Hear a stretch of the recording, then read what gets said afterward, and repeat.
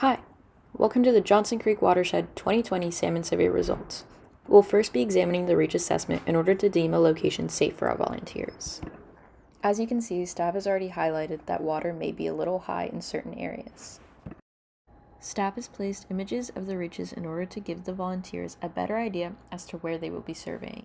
We can now move on to the raw data extracted from the Google form volunteers submitted.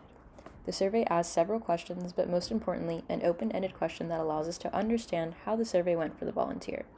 It seems in this year's survey, a lot of volunteers experienced a high water height, which presented difficulty when surveying.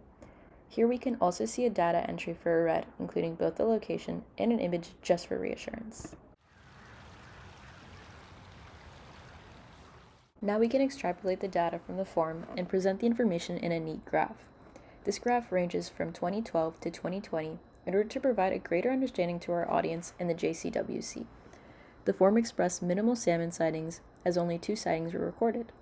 In comparison to the previous year, 2019, the salmon sightings were generally consistent as there appeared to be a short number of sightings.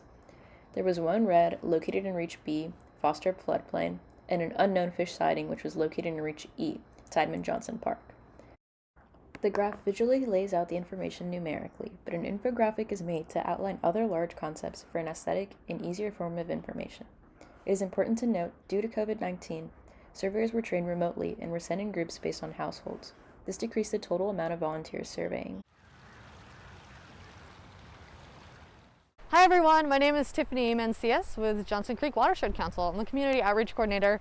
And the reason the salmon surveys are so important to our community members is we are actually giving folks an opportunity to jump in the creek and learn a little bit about that area that they're in and share that science with everyone. We feel like science can be really, gate-kept for certain people allowed to do studies, and we really want that to be something that all the community members can go out and do.